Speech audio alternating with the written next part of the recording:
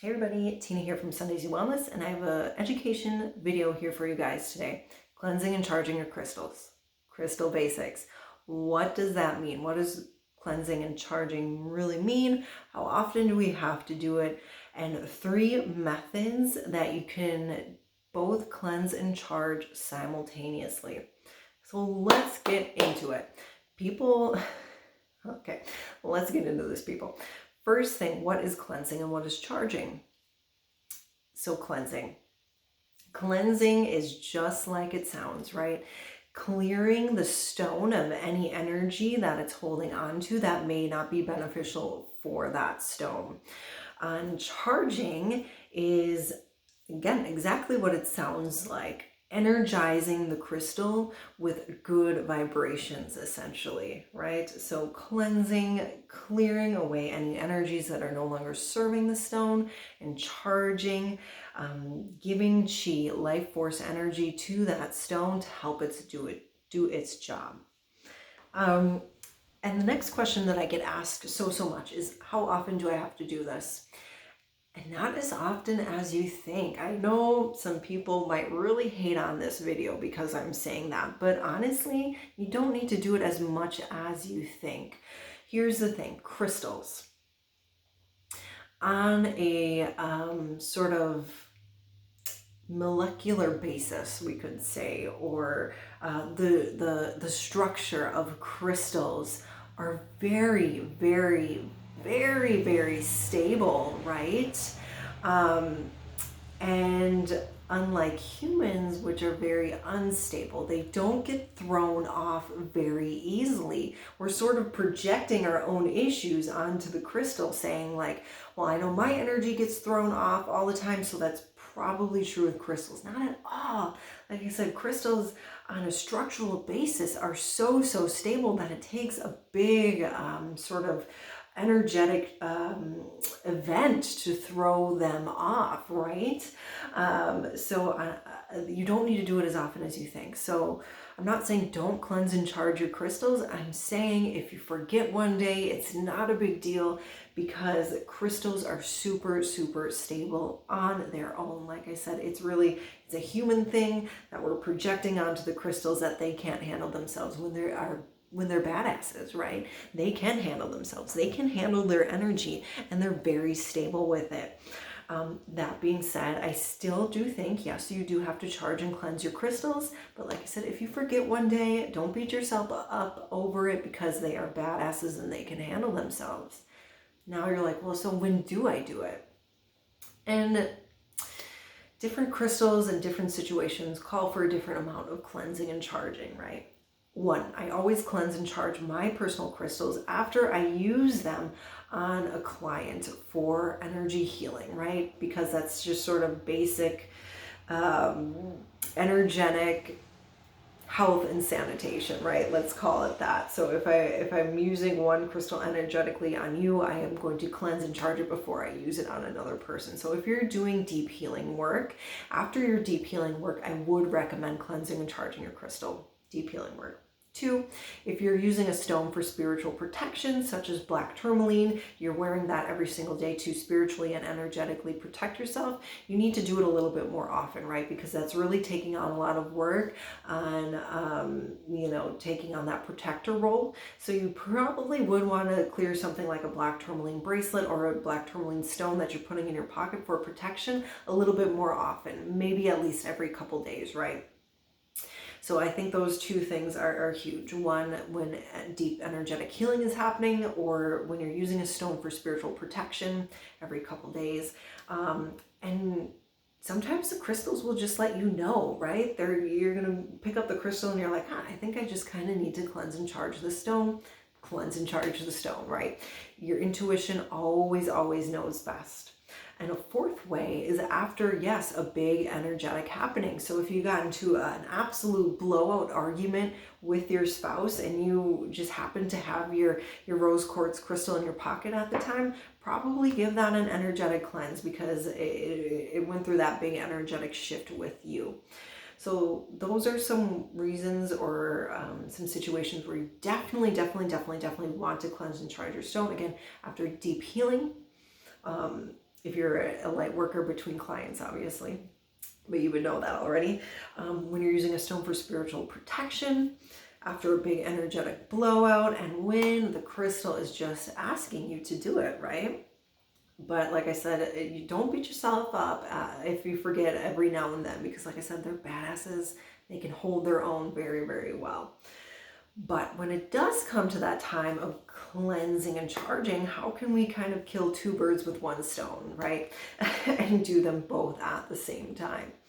And one is my absolute favorite way, and it is such an easy way to do it, and that is selenite. So let me turn the camera down so you can see the little selenite specimens that I have here. So here are two pieces of selenite, and yes, one is, we're getting into nitty-gritty details here, but you see two different kinds of selenite here. This is technically satin spar, but it holds the cleansing and charging properties. And this is a more typical selenite, or what is truly called selenite. It's a little bit more clear, but again, we're getting into nitty-gritty details, both cleanse and charge crystals. And when you get a really big piece like this or this, the cool thing is, like I said, maybe you just had that big argument with your spouse and you had that rose quartz crystal, and you're like, I better just cleanse and charge this up. That's it. That's all you have to do.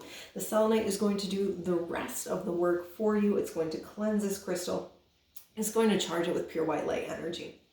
Again, like I said, things like black tourmaline, you're probably going to want to do it a little bit more often. And again, you just, boop, you set it on that stone. I really like this piece because look how many stones, you know, that I can really get on this piece of selenite or satin spar.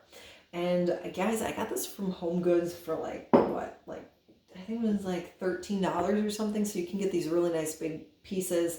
You might hear the term charging plates being thrown around.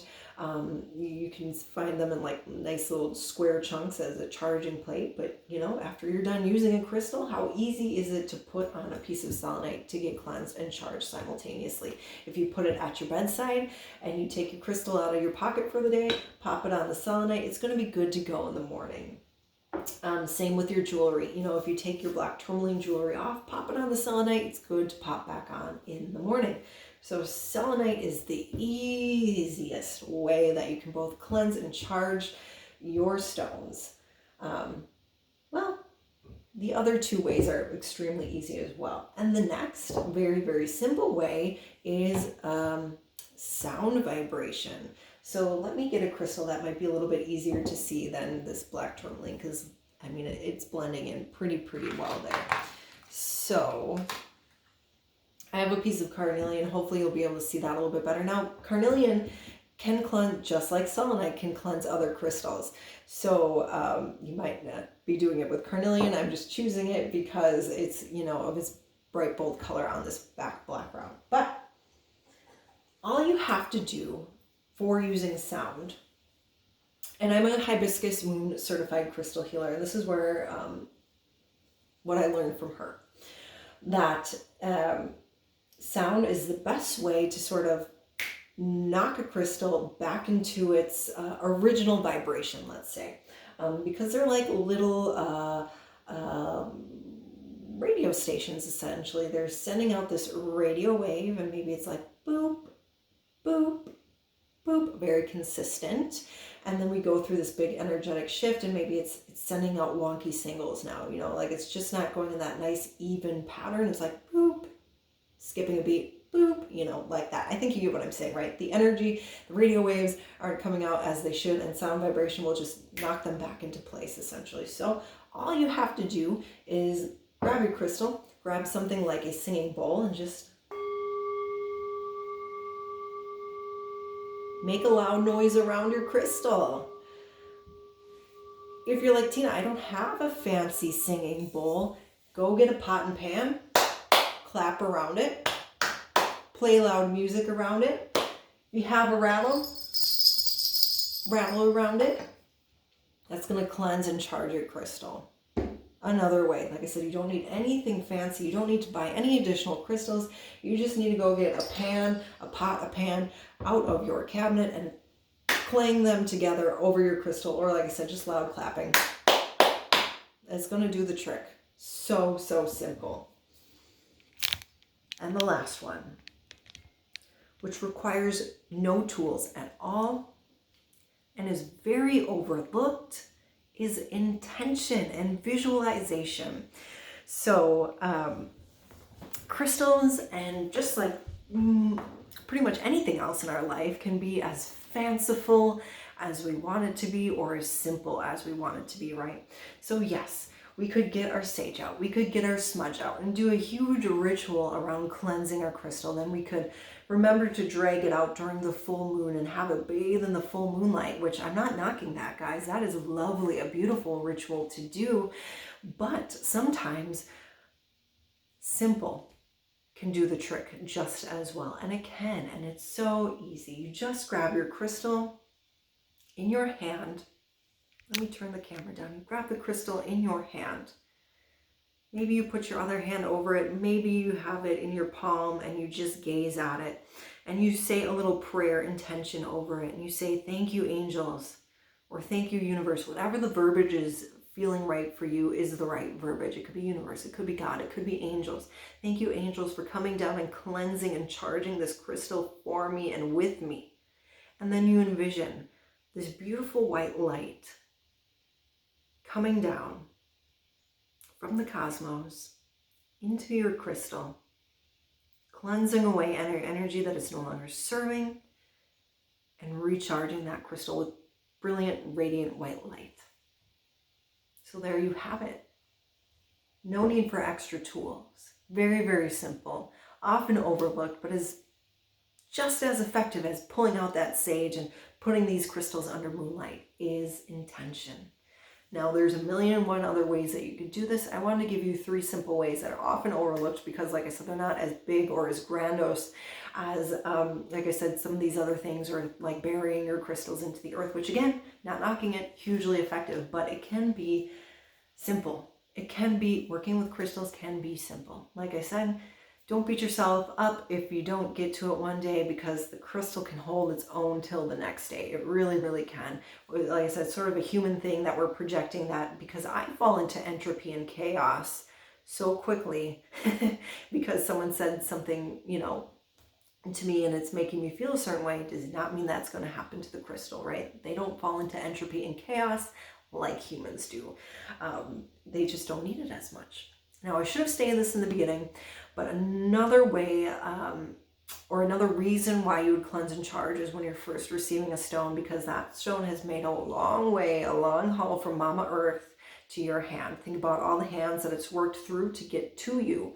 So it should be cleansed and charged when you first receive it. So I hope that you found this helpful and inspirational. If you did, like, share, comment. That helps YouTube show my video to more people so I can help more people. I've listed down below all the ways that you can connect with me via Patreon, Facebook, all that jazz. So thank you so, so much. Namaste.